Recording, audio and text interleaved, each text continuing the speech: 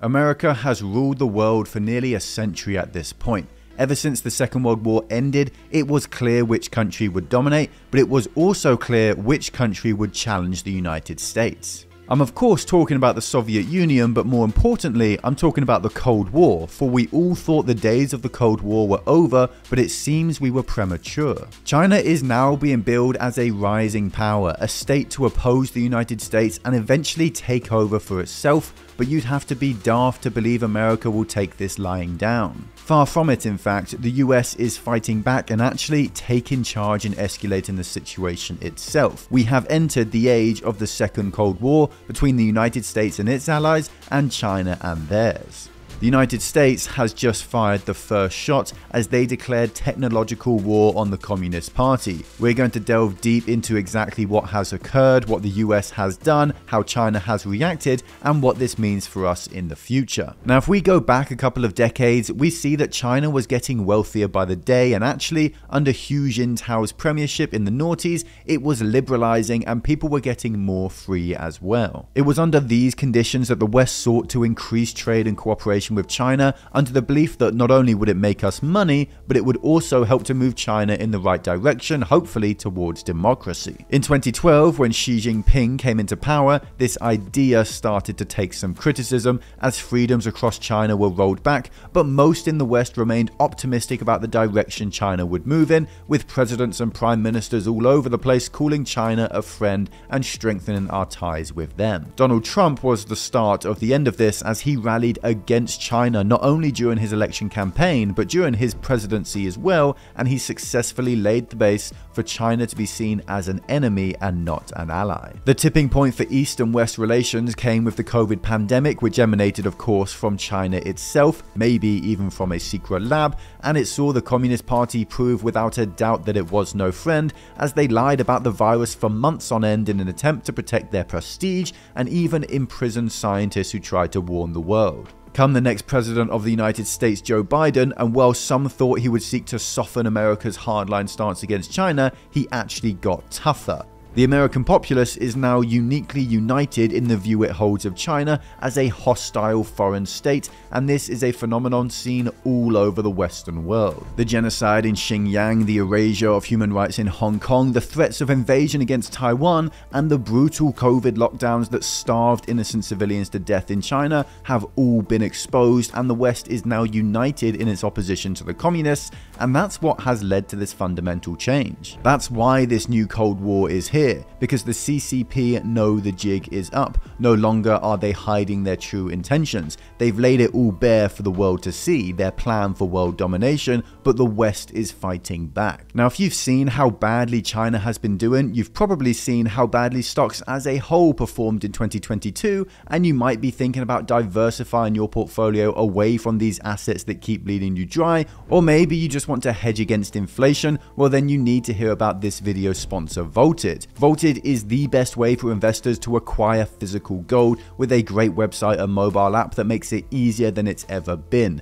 They store and insure their one-to-one allocated gold in the Royal Canadian Mint, and you can rest easy in the knowledge that you can request instant physical delivery of your gold holdings whenever or wherever you desire. Their prices are the best in the market because they store all their gold at the manufacturer and they cut out all unnecessary middlemen. They don't charge any premium or spread when buying or selling you gold, and they are as transparent as possible, meaning there are absolutely no hidden fees. Gold is one of the only assets that hasn't been getting hammered over the last year, and it's making a comeback in many investors' portfolios as they seek to protect themselves from the bear market and inflation. If that sounds at all interesting to you, then I seriously highly suggest you check Volted out. That's Volted with the link down below in the comments and description. Now, as for the Second Cold War, you may remember a series of stories revolving around the Chinese telecom giant Huawei and the West's reaction to these Chinese plans to build 5G infrastructure all over the West.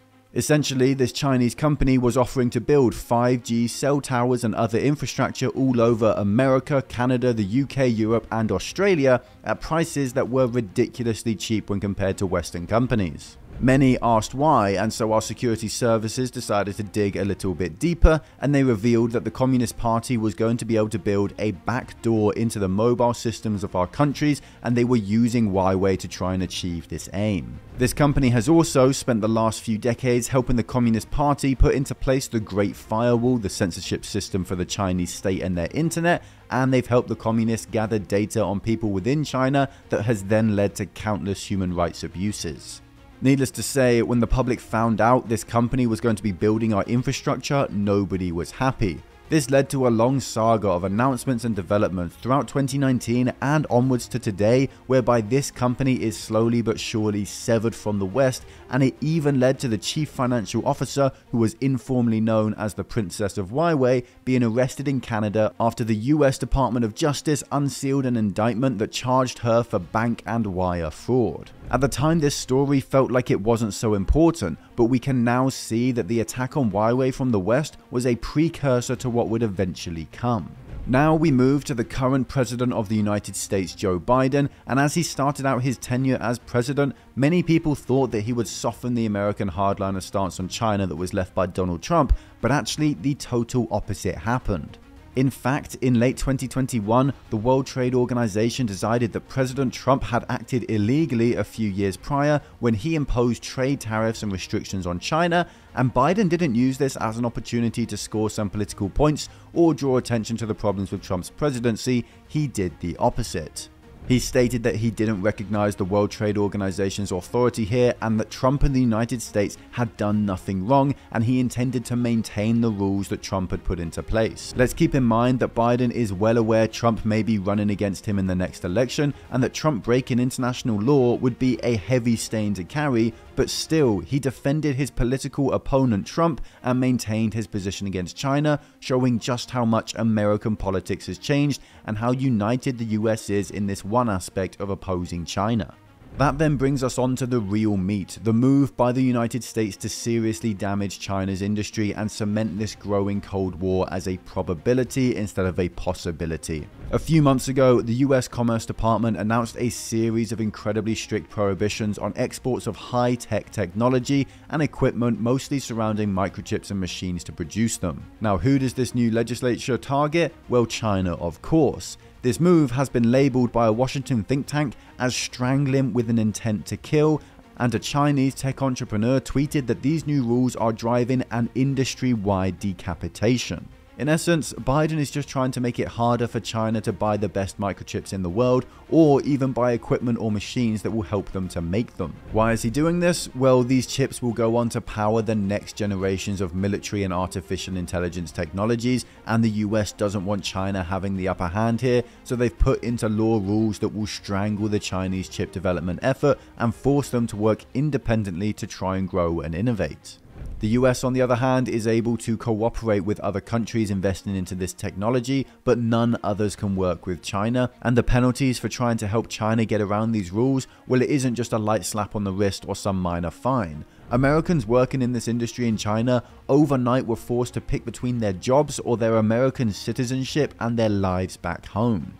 Every single American executive and engineer working in China's semiconductor manufacturing industry resigned overnight. It's really hard to explain just how insanely impactful this move by Biden is, and it's brought to the forefront of geopolitics the growing divide between East and West. This will only get worse as we go forward. China will retaliate to this, and then America will push back harder. Global supply chains are already starting to reorient away from China due to geopolitical risk, and now they're being forced to do it at gunpoint. The craziest thing about all this is that we haven't even covered a fraction of what has happened in this emerging Cold War over recent years. There was the attempt by Trump to just outright ban TikTok, the fastest growing social media company in history, and there is still widespread support for that action today. We saw the Speaker of the House, Nancy Pelosi, visit Taiwan with a massive military escort as the Chinese state threatened to shoot her plane down, and the CCP literally put a time limit by which they will have invaded and conquered the island nation. We have seen trade restrictions launched against products that come from Xinjiang, as they are almost certainly the result of slave labor from imprisoned Uyghur Muslims.